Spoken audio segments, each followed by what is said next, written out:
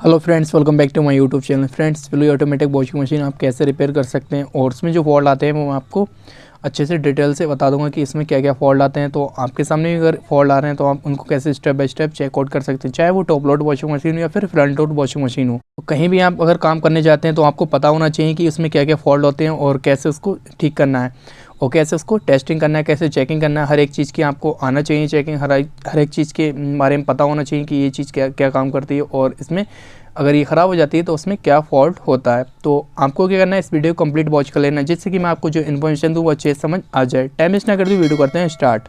और एक चीज़ का आपको और ध्यान रखना है, चाहे वो टॉप लोड वॉशिंग मशीन हो या फिर फ्रंट लोड वॉशिंग मशीन हो, माना कि उसमें थोड़ी बहुत चेंजिंग होती है। फ्रंट लोड होती है जो वो सामने से खुलती है, उसका जो डोर होता है वो सामने से ओपन होता है। बट जो टॉप लोड होती है उसकी वो ऊपर से टॉप होता है, तो इस वजह से ऊपर से डोर खुलता है उसका। बाकी जो वर्किंग है वो सब सेम रहती है, टेस्टिंग वगैरह जो भी होती है वो भी सेम रहती है। बस थोड़ा सा चेंजिंग है कि टॉप लोड और फ्रंट लोड, बस इतना फ़र्क है और कोई दिक्कत नहीं है। जो भी अगर फ्रंट लोड वॉशिंग मशीन तो वहाँ पर भी प्रेशर स्विच होता है, अगर टॉप लोड वॉशिंग मशीन तो वहाँ पे भी प्रेशर स्विच होता है। तो मैं आपको ये सब चीज़ बता दूंगा स्टेप बाय स्टेप आप उसको कैसे चेक कर सकते हैं। तो सबसे पहले मैं आपको टेस्टिंग बताऊंगी कि हम कोई भी चीज़ अगर ख़राब होती है, और मोस्टली जो भी फॉल्ट आते हैं वो ज़्यादा टफ नहीं होते हैं, बहुत इजीली होते हैं। तो आप क्या करने, अगर जो भी दिक्कत आती है मशीन में, चाहे वो फ्रंट लोड या फिर टॉप लोड हो, आपकी प्रेशर स्विच की फॉल्ट होगा तब दिक्कत आएगी, या फिर आपका इनलेट वॉल्व ख़राब होता है, या फिर आपकी जो होता है वहाँ पे जो नीचे दी होती है गियर बॉक्स, नीचे गियर बॉक्स लगा होता है, उसमें दिक्कत आती है। बस यही दिक्कत आती है, ज़्यादातर दिक्कत नहीं आती है। और मोस्टली जो भी फॉल्ट होते हैं वो सिर्फ दो फॉल्ट होते हैं ज़्यादातर मशीनों में, चाहे वो आपकी टॉप लोड हो या फिर फ्रंट लोड हो। तो वहाँ पे जो फॉल्ट होते हैं सिर्फ दो आते हैं, या फिर आपका प्रेशर स्विच ख़राब है या फिर आपका इनलेट वॉल्व ख़राब है। ये जो ज़्यादातर ये दो दिक्कतें बहुत ज़्यादा आती हैं। तो आप इनलेट वॉल्व कैसे चेकआउट कर सकते हैं, एक चीज़ का ध्यान रखना, जब आप इनलेट वॉल्व चेक करेंगे तो उससे पहले आपको देख लेना है जो वॉशिंग मशीन है, चाहे वो टॉप लोड हो या फिर फ्रंट लोड हो, तो वो इन्वर्टर मॉडल है या फिर नॉन इन्वर्टर है। क्योंकि वहाँ पे क्या होता है, अगर आपकी इन्वर्टर मॉडल होगी तो जो इनलेट वॉल्व होगा वो डीसी पे वर्क करेगा, अगर नॉन इन्वर्टर होगी तो वहाँ पे 220 वोल्ट पे ये वर्क करता है। तो यहाँ पे क्या है आपको देख लेना है, ये फिलहाल AC बोल्ट है, AC पे वर्क करता है क्योंकि ये नॉन इन्वर्टर वॉशिंग मशीन है। तो ये जो नॉन इन्वर्टर वॉशिंग मशीन है तो जो इनलेट वॉल्व है वहाँ पे ये 220 वोल्ट पे वर्क करता है। तो आप AC 220 वोल्ट चेक करेंगे इस तरीके से जैसे कि मैं चेक कर रहा हूँ। तो यहाँ पे क्या है, PCB अगर सप्लाई आउट करती है तो आपकी PCB ओके है, कोई दिक्कत नहीं। अगर पानी मशीन के अंदर नहीं ले रहा है इनलेट वॉल्व तो आपकी इनलेट वॉल्व में प्रॉब्लम है। इनलेट वॉल्व जो है आप उसको रिप्लेस करना है, आपकी प्रॉब्लम सॉल्व हो जाएगी। क्योंकि इनलेट वॉल्व के अंदर एक मोटर होती है, एक मैग्नेट लगा होता है, तो वो पानी को अंदर नहीं आने देता है। तो इस वजह से ये दिक्कत आती है कि इसका जो अंदर का जो सिस्टम है वो ख़राब हो जाता है, इसी वजह से पानी वॉशिंग मशीन के अंदर नहीं आता है। तो ये दिक्कत आती है, तो आप इसको रिप्लेस कर दें। एक चीज़ और, अगर इनलेट वॉल्व से पहले आप जब उसको चेक करेंगे, वोल्टेज चेक करेंगे, उससे पहले भी आपको एक फ़िल्टर लगा होता है जो इस तरीके का होता है, देख रहे हैं। ये फ़िल्टर आपको देख लेना है, अगर बहुत ज़्यादा डस्ट होगा, बहुत ज़्यादा गंदगी इसके अंदर जमा होती है तो आप इसको नीट एंड क्लीन कर दें, उसके बाद दोबारा लगा दें। अगर ये मतलब करना चाहते हैं, आपके पास न्यू अवेलेबल है तो आप न्यू भी लगा सकते हैं, कोई दिक्कत नहीं है। तो उसके बाद आप देखें इसको टैप को टाइट करके, उसके बाद देखें कि यहाँ पर पानी आ रहा है या नहीं आ रहा है। अगर नहीं आता है तो आप इसको रिप्लेस कर दें इनलेट वॉल्व को, आपकी प्रॉब्लम सॉल्व हो जाएगी। और कुछ मशीनें ऐसी होती है जिसमें एक लगा होता है, किसी में दो होता है, किसी में 3 लगे होते हैं इनलेट वॉल्व। जिसमें एक होता है तो उसमें आप कोल्ड एयर हॉट पानी ले सकते हैं, बट किसी में 2 होते हैं तो एक से कोल्ड जाता है, एक से हॉट पानी जाता है। और जिसमें 3 होते हैं इसमें तो एक से कोल्ड जाता है, एक से हॉट जाता है, एक से कोल्ड हॉट दोनों जाते हैं। तीनों मतलब 3 इनलेट वॉल्व जिस मशीन में होते हैं उसमें ये काम होता है। तो आप इस तरीके से ये जो वर्किंग है इसकी पानी की सप्लाई अंदर जाती है, मतलब पानी को अंदर वॉशिंग मशीन के अंदर जाता है, ये काम करता है ये इनलेट वॉल्व। तो टेस्टिंग और मैंने वर्किंग दोनों बता दी है, तो आप इस तरीके से इसको काम देख सकते हैं क्या फॉल्ट है और अपने हिसाब से वहाँ पर ये प्रॉब्लम सॉल्व कर सकते हैं। अब बात करते हैं प्रेशर स्विच की। प्रेशर स्विच क्या वर्किंग करता है, कैसे टेस्टिंग करना है, और अगर ये फॉल्ट होता है तो वहाँ पे क्या फॉल्ट होता है, अगर ये फॉल्टी होता है तब।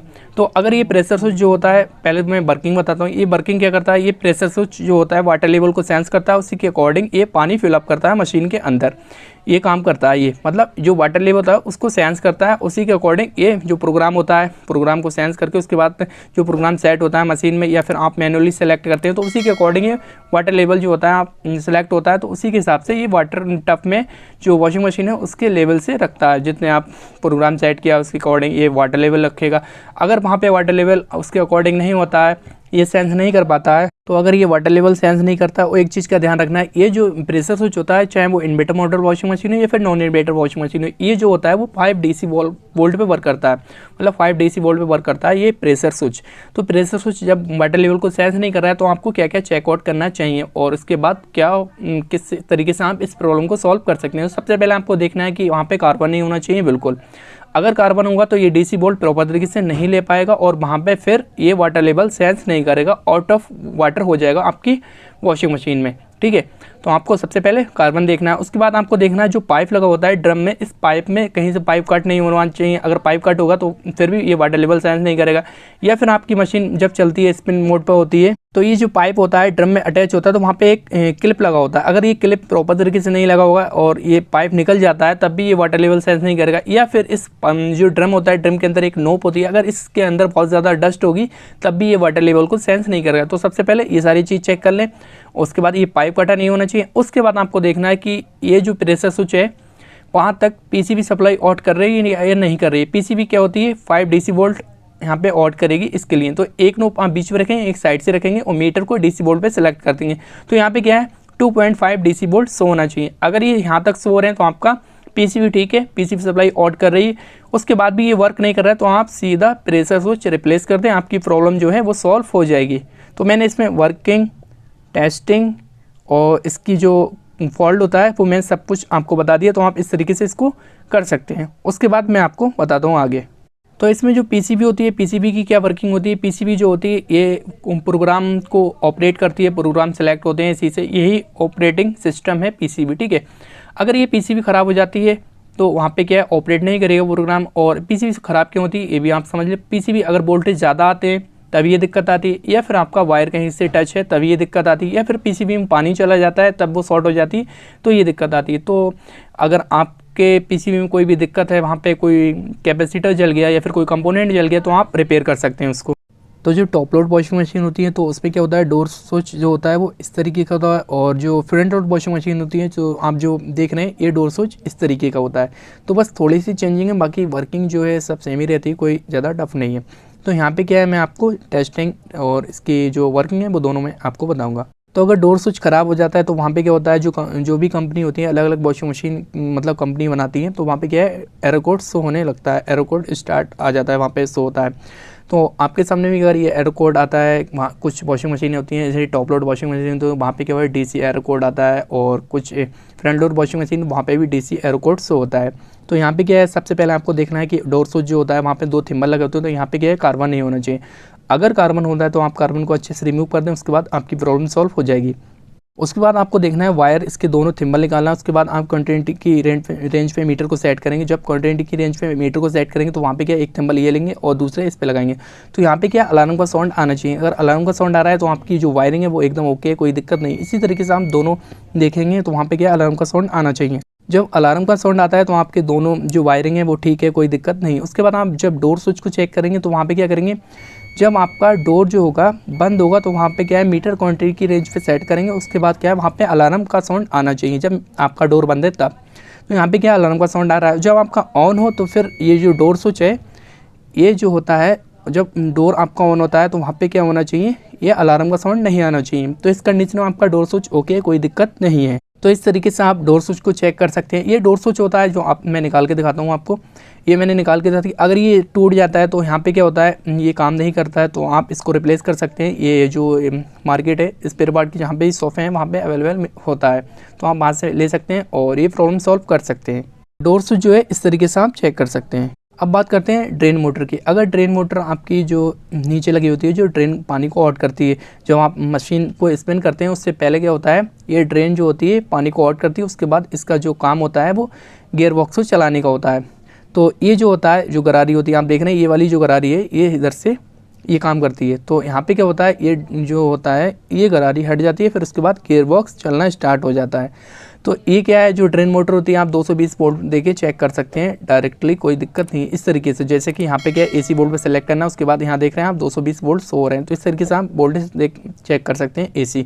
तो ये टेस्टिंग जो है ये है, और वर्किंग जो है इसकी जो पानी होती है, पानी को ड्रेन करती है और प्लस इसके गियर बॉक्स को ये चलाने में मदद करती है। अगर ये गरारी नहीं हटेगी, यहाँ से क्लिच नहीं हटेगा तो ये काम नहीं करेगा गियर बॉक्स। तो अगर ये काम नहीं करती है ड्रेन मोटर तो आपकी स्पिन नहीं होगी। तो इस चीज़ को, ये जो वर्किंग है ये है कि गियर बॉक्स चलाती है, दूसरी बात ये पानी आउट करती है। 2 काम होते हैं इसके ड्रेन मोटर के। तो अगर ये ख़राब होती है तो आप 220 वोल्ट देके डायरेक्ट चेकआउट कर सकते हैं। बाकी ये बेल्ट होती है, अगर बेल्ट लूज़ हो जाती है इसकी तो ये सेल्फ हो गया और इसका जो पल्सीटर है वो नहीं चलेगा। जो एक चीज़ का और ध्यान रखना है, जब आपकी स्पिन चलेगी तो पूरा ड्रम चलता है, जो आपकी बॉस चलती है तो केवल पल्सीटर अंदर का चलता है। इस चीज़ का ध्यान रखना है आपको। तो ये बेल्ट जो होगी सेल्फ होगी तो वहाँ पे क्या है, लोड नहीं ले पाएगी मशीन। तो बेल्ट को आप रिप्लेस कर दें, आपकी प्रॉब्लम सॉल्व हो जाएगी। उसके बाद ये जो आप देख रहे हैं पुली अगर डिसबैलेंस होगी तो वहाँ पर आवाज़ करेगी, और वहाँ पर आवाज़ करेगी और प्रॉपर तरीके से नहीं कपड़े आपके बॉस होंगे। और एक चीज़ और, अगर गियर बॉक्स ख़राब होगा तब भी वहाँ पे बहुत ज़्यादा साउंड होगा। और गियर बॉक्स ख़राब होगा तो उसकी पहचान ये है कि आपकी जो मशीन है गियर बॉक्स है वहाँ से पानी आना स्टार्ट हो जाएगा। और गियर बॉक्स का नट लूज होगा तब भी वहाँ पे आवाज़ बहुत ज़्यादा होगी। तो गियर बॉक्स का नट की जोड़ी स्लिप हो जाती है तब ये दिक्कत आती है। तो आप उसको रिप्लेस कर दें, आपकी प्रॉब्लम सॉल्व हो जाएगी। उसके बाद ये जो गियर बॉक्स है, गियर बॉक्स आप कैसे रिप्लेस कर सकते हैं, कैसे चेंज कर सकते हैं, वीडियो लिस्ट में जाके देख सकते हैं। गियर बॉक्स की जो वर्किंग है वो क्या है, स्पिन कपड़े जो होते हैं सुखाने में मदद करता है, ड्रायर करने में मदद करता है। तो ये गियर बॉक्स का ये काम होता है। बाकी मैंने आपको बता दिया कि आप अगर ये ख़राब होता है तो वहाँ से पानी आना स्टार्ट हो जाएगा। तो ये पहचान है। उसके बाद ये मोटर है, मोटर अगर शॉर्ट होती है तो आप वायरिंग लें, वायर से, और मीटर लें, मीटर को कंटिन्यू की रेंज पे सेट करें। उसके बाद यहाँ पे क्या है, बॉडी से अटैच करें। अगर ये शॉर्ट होगी तो इस अलार्म का साउंड आ जाएगा। तो चेक आप इस तरीके से कर सकते हैं। बाकी जो मोटर लगी है तो मोटर का जो काम होता है वो गियर बॉक्स को चलाता है, प्लस ये पल्सेटर को चलाता है। कि इसमें क्या होता है, जो लेगें होती हैं 4 लेग आप देख रहे हैं, चारों लेग होती हैं। ड्रम जिस पे रुकता है ये बैलेंसिंग के लिए होता है।